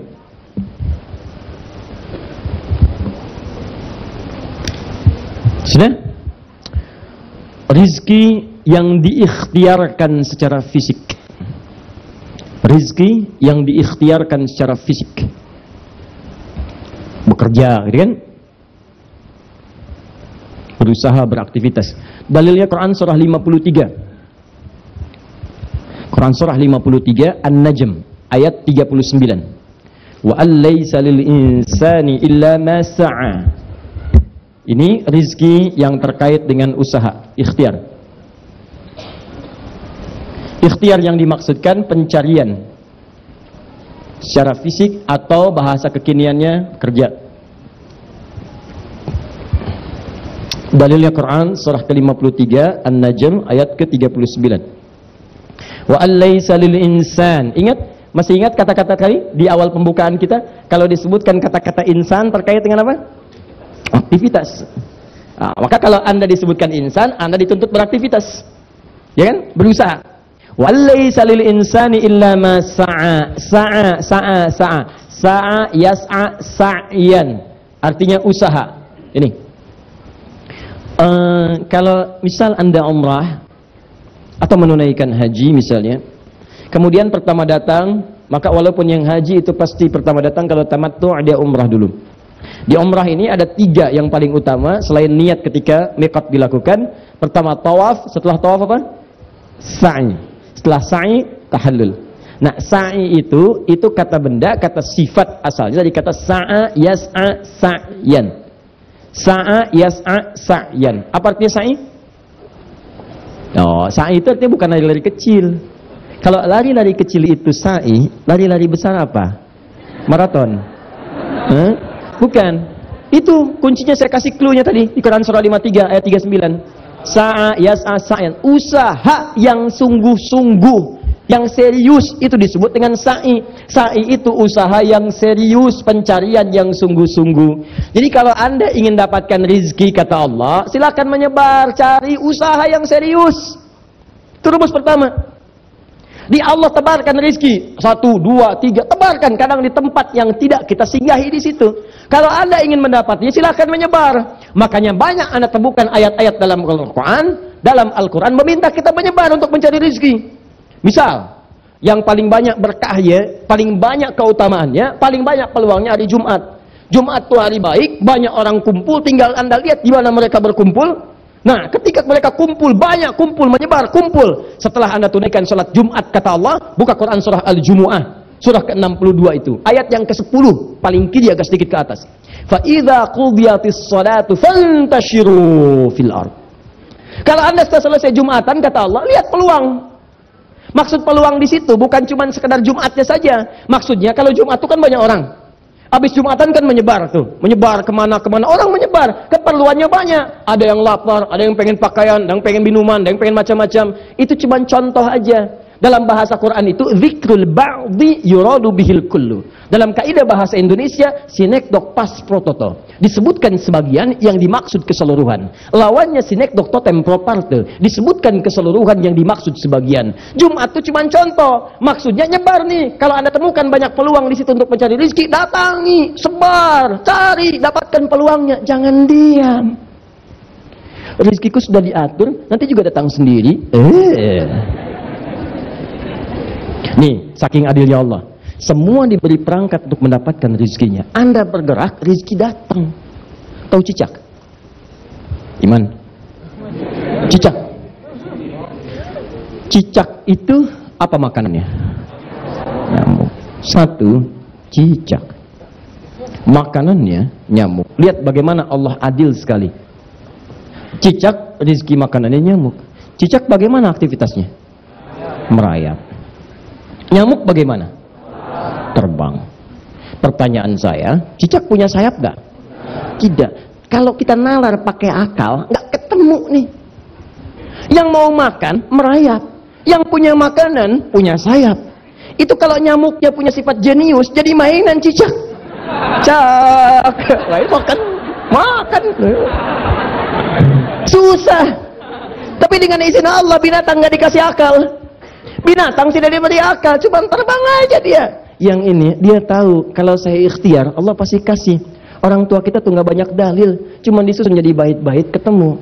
Cicak diam. Perhatikan, cuma diam dia merayap. Diam tenang. Nah, datang seekor. Ketika dia memutuskan untuk berikhtiar merayap walaupun cuma diam-diam, perhatikan, bukan cicak yang mendatangi nyamuk, nyamuk yang mendatangi cicak.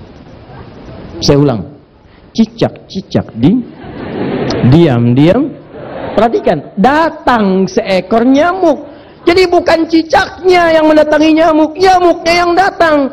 Jadi kalau Anda mau ikhtiar, Allah dekatkan rizkinya.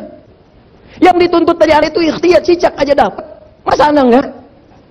Cicak nggak punya akal, rizkinya bisa dapat. Masa Anda yang punya akal nggak dipakai untuk mendapatkan rizki? Anda bergerak, rizki datang. Cicak merayap cuman diam-diam, datang seekor nyamuk. Selanjutnya, silahkan. Tuh. Nah, jadi ini yang pertama nih. Nah, jadi yang pertama, Anda nggak usah khawatir nggak kebagian rizki. Anda berikhtiar, Anda dapat. Dan dahsyatnya, ini yang mau saya sampaikan.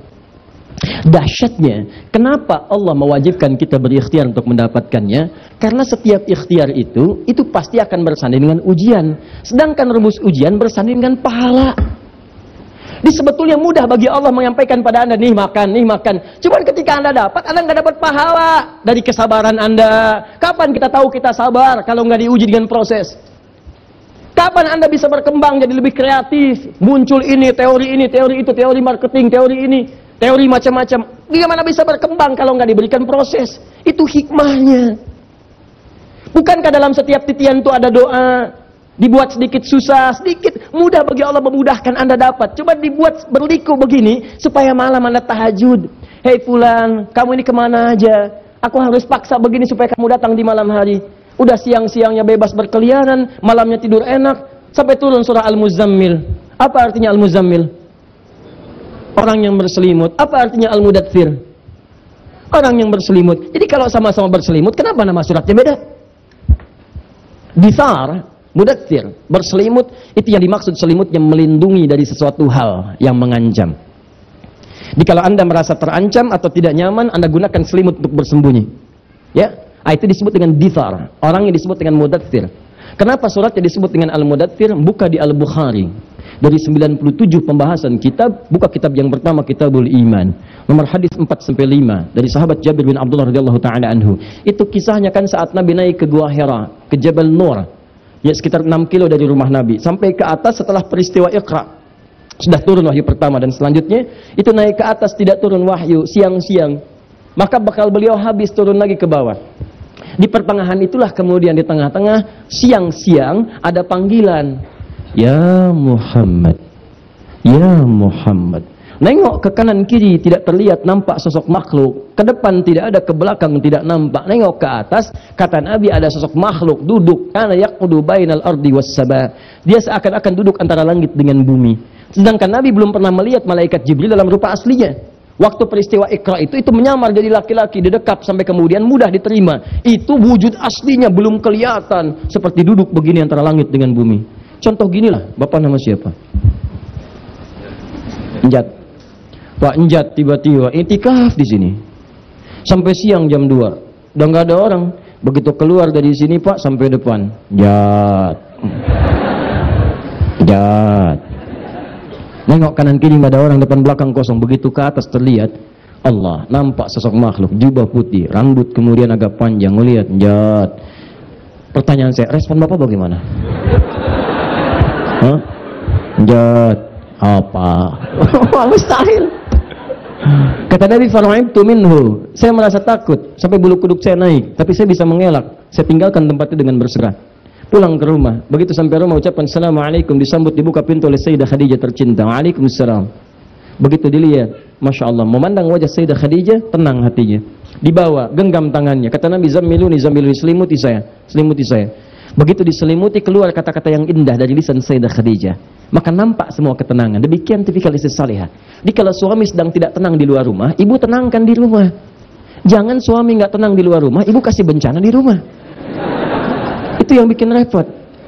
Nah, secara singkat begitu sudah diselimuti, berlindung dari situ karena takut nanti melihat makhluk tadi, maka tiba-tiba kemudian sudah merasa tenang dengan perkataan Sayyidah Khadijah, turunlah kemudian wahyu, ya. Ya ayyuhal mudaththir. Yang sedang berlindung di balik selimut itu. Nah, kadang-kadang kalau masih dalam dunia anak-anak itu, kalau Anda main-main kan dia sembunyi di balik selimut kan? Oh, baik selimut ini kan? Begitu dibuka, Assalamualaikum, kan? Nah, itu yang disebut dengan mudaththir. Tapi kalau muzammil itu artinya teman yang menyertai dengan sifat yang menyenangkan.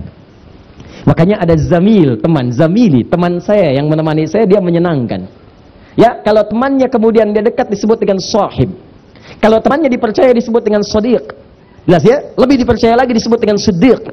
Ya, teman Nabi sangat dipercaya, sangat membenarkan Nabi disebut dengan Abu Bakar As-Siddiq. Jadi kalau Anda punya teman senang, menyenangkan, enak, nyaman, zamil. Ada orang yang kadang malam-malam atau keadaan tertentu berlindung, bukan berlindung dari sesuatu yang mengancam, tapi ingin senang nyaman dengan selimut. Pakai selimut supaya enak tidurnya. Duh, kata Allah turun ayat Quran surah ke-73 itu. Ya ayyuhal muzammil. Hei orang yang sedang enak-enakan dalam selimut itu. Qumil laila illa qalila. Ayo coba bangun malam. Nisfahu aw yunqus minhu qalila. Walaupun cuma sedikit. Au zid 'alaihi warattilil Qur'ana tartila. Atau tambah juga sedikit lagi, katanya pengen ke surga. Innalaka fin nahari sabhun tawila. Kamu ini aneh, katanya pengen ke surga. Surganya Firdaus, siang-siang sibuk beraktivitas, malam-malam begitu enak tidur dengan selimut. Cita-cita surga Firdaus lagi. Kamu ini gimana? Atau aku yang harus bagaimana? Inna nasyi'atal laili hiya asyaddu wat'an wa aqwamu qila. Bangunlah sedikit. Malam itu kalau kamu bangun, sentuhannya ke jiwa begitu dahsyat. Perkataannya mudah untuk diresapi. Itulah Al-Muzammil. Tapi yang mau saya katakan, rizki yang pertama, dia tidak akan pernah terungkap ketika Anda tidak berikhtiar mencarinya. Jadi pesan di Al-Quran cuma satu. Anda berikhtiar, Anda dapat. Ikhtiar aja. Dan kadang-kadang bukan berarti keluar langsung dapat, bukan. Ada proses. Kalau cuma kelihat capek sekali, jangan menyerah. Tempuh serius lagi, bikin rencana lagi, bikin pemetaan lagi, bikin target lagi. Ini yang saya lakukan, ini peluangnya, ini targetnya. Jangka panjang, jangka menengah, jangka pendek, jangka saku. Buat semua. Terukur. Itulah kenapa disebut dengan sa'a. Sifatnya disebut dengan sa'i. Sa'i. Kenapa orang sa'i disebut dengan sa'i? Tempatnya antara Safa dengan Marwah. Karena di tempat itu pernah ada seorang ibu yang berjuang berusaha dengan serius untuk mencari rizki bagi anaknya. Bukan dari kecil asalnya. Ingin menunjukkan ada seorang ibu yang sangat serius. Karena perintah Allah diminta untuk tinggal di situ. Diantarkan oleh suaminya. Ini perintah Allah. Sepanjang perintah Allah, perhatikan keyakinannya. Perhatikan, ibu, kalau ibu tidak punya kekuatan semacam ini, tidak mudah menjalani kehidupan seperti apa yang digambarkan. Ini Nabi Ibrahim diminta oleh Allah. Begitu lahir Ismail alaihissalam, ya kata Allah langsung difirmankan, kamu antarkan anak dan ibunya itu ke satu tempat, tinggalkan di situ. Kamu balik lagi. Tempat itu dilukiskan di Quran surah ke-14 dengan namanya alaihissalam, Ibrahim alaihissalam, ayat 37. Rabbana inni askantu. Ya Allah, engkau perintahkan saya sekarang ya Rabb untuk menempatkan, saya tempatkan sebagian dari keturunan saya. Di mana? Biwadin ghairi dzi zar'in 'inda baitikal muharram. Ya Allah, tempatnya bukan tempat biasa, di tempat lembah, Bu. Yang gersang, yang air tak nampak. Tiba-tiba diantarkan dan disuruh ditinggalkan. Tapi sebelum berbalik, bertanya istrinya, ahadza min amrillah, apakah ini perintah Allah? Iya, kata Ibrahim. Sepanjang perintah Allah, kami tentu tidak akan disia-siakan. Tidak mudah. Ini kisah akan nampak dalam kehidupan rumah tangga. Ibu mungkin ditinggal suami tugas kemana, cukup panjang sifatnya. Ini bawa oleh ibu prinsip ini. Kalau Anda tidak mendapatkan prinsip ini, setan akan mempermainkan Anda dalam kehidupan. Apalagi di rumah tangga ada setan khusus yang bertugas memecah belah kehidupan rumah tangga. Disebutkan di Quran surah kedua ayat 102. Yufarriquna bihi bainal mar'i waz-zawji. Tugas dia memecah belah kehidupan rumah tangga, khususnya suami dengan istri. Apa yang dilakukan? Begitu Ismail menangis, Allah menetapkan tidak keluar ASI dari ibundanya. Apa yang dilakukan oleh ibundanya? Bukan mengeluh. Coba silakan cek, tidak pernah terdeteksi dalam kitab-kitab tarikh sejarah Sayyidah Hajar mengatakan, ya Allah, kenapa engkau perlakukan saya begini? Ya Allah, kenapa begini? Ya Allah, kapan ini berakhir? Tidak. Sepanjang ini ketentuan Allah, saya terima. Allah tidak akan pernah sia-siakan saya. Disimpan anaknya dalam keadaan haus, bergerak-gerak, tangan bergerak, kaki bergerak, nendang ke tanah tidak keluar, nendang ini tidak keluar, gerak tidak keluar. Maka ibunya yang berusaha dengan serius. Dipakai prinsip pertama, kalau saya bergerak pasti Allah berikan rezeki. Dan ketika itu beliau bergerak naik ke bukit dengan pikiran yang sangat positif. Dihilangkan semua pikiran negatifnya. Positif semuanya. Semua yang disaring untuk menghilangkan yang kotor, masuk yang bersih, itu bahasa Arab disebut dengan tasfiyah. Tasfiyah. Hasilnya disebut dengan safa. Orangnya disebut dengan sufi. Ya, perempuannya disebut dengan sofia. Orang yang mampu menyaring sesuatu yang kotor sehingga menghasilkan yang baik-baik. Maka naik dia ke atas bukit itu dengan perasaan-perasaan yang positif semuanya. Positive thinking kepada Allah. Tidak pernah berpikir yang negatif. Dia nggak pernah berpikir kenapa Allah jadikan saya begini, kenapa sulit, tidak ada. Ketika Anda berpikir positif untuk mencari sesuatu, maka Allah akan naikkan Anda ke tempat yang tinggi untuk mendapatkan kenikmatan rezeki darinya. Itulah kenapa sampai sekarang diabadikan dengan nama Bukit Safa. Karena di tempat itu pernah ada orang yang punya pikiran safa, bersih, bening pikirannya dengan Allah, walaupun dalam kesulitan yang nyata. Saya tanya pada Anda, berapa kali Anda berpositif thinking kepada Allah ketika Anda diuji dengan kesulitan yang tidak lebih parah dibandingkan dengan Ibunda Hajar alaihissalam? Berapa kali Anda mengeluh? Berapa kali Anda menyalahkan Allah? Berapa kali Anda saling menyalahkan di rumah tangga? Istri nyalahkan suami, kamu nih yang gak benar mencari rezeki. Hah? Kamu yang kurang sabar. Dua-duanya yang salah.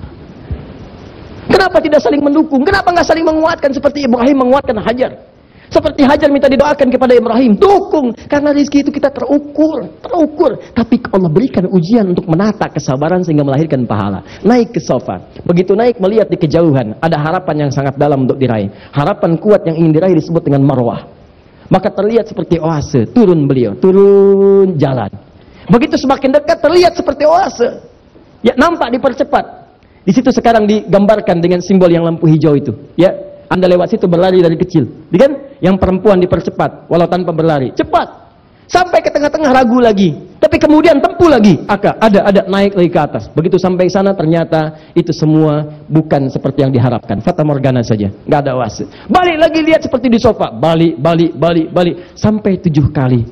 Yang paling mengesankan ketika sampai ke marwah itulah badai yang ke-7. 1 ke marwah, 2 ke sofa. 3 ke marwah, 4 ke sofa. 5 ke marwah, 6 ke sofa, 7 ke marwah. Ingat, sa'i itu pasti 7 kali. Dimulai di sofa, berhentinya pasti di marwah. Jadi kalau ada yang berhenti di sofa, itu pasti yang pertama kemungkinan 6 kurang. Atau dia terlampau soleh 8, misal. Ya, tapi pasti berhentinya di marwah. Jelas ya? Berhenti di marwah. Yang paling dahsyat ketika berhenti di marwah, tiba-tiba anaknya, tangisannya semakin keras. Kan? Dikejar, begitu dikejar, ternyata hentakan kaki anak itu, dari hentakannya keluar air. Kata ibunya, zam. Ibunya tidak mengatakan ijma. Atau ati. Kalau ijma cuma kumpul. Kalau zam bukan. Zam itu artinya kumpul, jangan berhenti. Kumpul, jangan berhenti. Kata ibunya, zam. Kumpul, jangan berhenti. Sampai hari ini air itu tidak pernah berhenti. Dan bukan hanya sekedar cukup untuk Ismail alaihissalam dan ibundanya alaihissalam, tapi untuk semua keturunannya, bahkan sampai umat manusia kekinian. Berapa abad sudah terlewati? Kita saja ke Nabi Muhammad itu 15 abad. Nabi Muhammad ke Nabi Ismail 29 generasi. Setiap generasi bisa ribuan tahun. Muhammad SAW bin Abdullah, bin Abdul Muttalib, bin Hashim, bin Abdul Manaf, bin Qusay, bin Murrah, bin Kilab, bin Ka'ab, bin Ghalib, bin Fihir, bin Malik, bin Nadar, bin Kinana, bin Khuzaimah, bin Mudrika, bin Ilyas, bin Nizar, bin Mudar, bin Ma'ad, bin Adnan, bin Adi, bin Adri, bin Muqawwam, bin Nahud, bin Tari, bin Ya'ruf, bin Yasub, bin Nabit, bin Ismail alaihissalam. 29. Dan bertahan sampai sekarang. Pertanyaan saya, maaf ya, siapa yang berusaha keras untuk mencari air itu? Ibunya. Siapa yang dapat airnya? Anaknya. Padahal ketika anaknya disimpan tadi, dia pun bergerak. Tanyakan pada para ibu yang mulia itu ketika memberikan ASI. Apakah kalau seorang anak merasa kehausan ingin mendapatkan ASI, tangannya diam? Tidak. Pasti bergerak. Kakinya bergerak. Apalagi kalau lama nggak dikasih, bergerak. Kan saat ibunya bolak-balik itu anaknya bergerak. Tangan bergerak, kaki bergerak. Kenapa air nggak keluar? Kenapa zam-zam nggak ada? Yang ada itu ketika ibunya bolak-balik. Kok tiba-tiba muncul pada saat itu? Begitu perih usaha ibundanya. Naik turun, maksimal dia. Tiba-tiba hentakan yang selanjutnya. Begitu sampai di Bukit Marwah, keluar. Yang usaha ibunya, yang dapat rezeki anaknya. Coba bayangkan. Saya mau belajar yang pertama dulu. Kesimpulan pelajaran yang pertama, ketika Anda berikhtiar teman-teman, itu boleh jadi mungkin bukan satu pertama kali ikhtiar. Yang ke-7 kali itu baru Allah berikan. Yang 6-nya itu bukan gak ingin ngasih, tapi Allah ingin berikan pahala buat antum. Tuh doa yang diperbanyak itu. Sekali ikhtiar belum dapat, bukankah tahajudnya nambah? Bukankah istighfarnya nambah? Istighfar menggugurkan dosa. Bukankah doanya bertambah? Doa memperbanyak lagi keberkahan. Dia Allah ingin mengampuni dosa antum lewat istighfar. Sebab kalau nggak dipaksa begitu, dosanya semakin banyak. Sedangkan Allah punya sifat sayang. Tuh antum yang jarang tahajud dipaksa, yang jarang puasa dipaksa. Sehingga dengan itu pahala terakumulasi. Nanti kalau sudah banyak pahalanya, fulan, dosa kamu sudah saya ampuni, pahala sudah banyak, ke surga sudah siap. Nih saya berikan hasil kamu yang kemarin. Ayo silahkan nikmati sepuas-puasnya. Nanti di akhirat saya berikan lebih daripada apa yang kamu dapatkan sekarang. Sampai kamu merasa puas. Wala saufa yu'tika rabbuka fatardah. Akan diberikan oleh Rabbu sampai kamu ridha dengan semuanya itu. Itu maksudnya. Jadi kalau ibunda kita Hajar alaihissalam 7 kali berusaha tidak pernah menyerah dan berhasil memaksimalkan potensi dirinya di hadapan Allah, sabar, berdoa, kebaikan. Beliau itu istri Nabi, Bu, dijamin surga, dekat dengan Allah, mulia sifatnya, dimuliakan kisahnya bahkan dalam Al-Quran. Berusaha ikhwan 7 kali tanpa putus asa dan dapat rezeki dari Allah mengalir sampai sekarang. Antum itu siapa? Istri Nabi juga bukan. Antum juga sama. Silakan, sahabat juga bukan, tabi'in juga bukan, imam juga belum tentu, makmum kadang-kadang. Ayo coba cek. Ibu demikian adanya, surga belum terjamin. Kisah ibu nggak pernah disebut di Quran. Cari, ibu nggak ketemu. Cari. Lantas siapa Anda baru sekali berusaha sampai mengeluh, kemudian bernegatif thinking kepada Allah? Apa engkau tidak sayang lagi kepadaku ya Allah? Ya Allah, aku sudah tahajud, aku sudah puasa, kenapa belum turun juga? Belum banyak. Ayo, naikkan lagi. Itu yang dimaksudkan. Paham di sini? Nah, kalau Anda mengerti tentang ini, apalagi nanti rezeki di rumah tangga, cukup suami berikhtiar, maka Allah datangkan rezeki sekeluarga. Jelas? Nah, jadi jangan berputus asa Anda ketika berikhtiar, karena ketika Allah tetapkan, Allah akan jamin. Cuma mungkin kadang-kadang Anda mesti naik turun, kadang di atas seperti di sofa, kadang turun ke bawah, kadang datar, kadang mesti naik lagi. Itu biasa, itu gambaran. Setiap hari kita berusaha. Kalau sehari nggak dapat, hari kedua nggak dapat, hari ketiga. Itu yang dimaksud dengan sa'i 7 kali bolak-balik. Tawaf berkeliling 7 kali dalam sehari, 7 hari dalam sepekan. Terus cari dengan maksimal. Itu yang dimaksudkan dengan rezeki yang pertama. Ada yang kedua. Yang kedua ini rezeki yang sangat dahsyat. Karena ketika satu orang berusaha, yang lainnya mendapatkan bagiannya. Satu berusaha, yang lain dapat semua. Apakah rezeki yang kedua ini? Itulah yang akan kita bahas di pertemuan selanjutnya. Ya? Oh, itu luar biasa, Bu. Pokoknya kalau ibu siapkan sekarang, itu yang dahsyatnya kadang anaknya yang ibu siapkan, tiba-tiba orang tuanya dapat, temannya dapat. Yang hebat, dia yang usaha, tiba-tiba yang lainnya dapat, bukan cuma dunianya. Masya Allah, umroh dia dapat, haji dia dapat, kemuliaan dia dapat. Ada luar biasa, dan ayatnya sangat menarik, pernah dipraktekkan dan hasilnya berhasil. Apa bentuknya? Bulan depan kita bahas. Ya? Sabar ya, sabar. Bukankah sabar ada pahalanya? Bukankah sabar mendekatkan diri kepada Allah? Ya, baik. Jadi kapan kita bahas? Masya Allah, alhamdulillah. Ya. Semoga bulan depan kita masih diberikan kesehatan, kebaikan. Untuk menuju bulan depan, ini nanti boleh silahkan, saya nanti titipkan ya kepada DKM. Kalau yang nanti yang terhubung dengan Akhir Media, gampang Bu, ya, dan pemirsa dimanapun Anda berada, insya Allah nanti ini kita upload di media kita. Anda tinggal download saja, download, masuk. Subhanakallahumma bihamdika asyhadu an la ilaha illa anta astaghfiruka wa atubu ilaik. Assalamualaikum warahmatullahi wabarakatuh.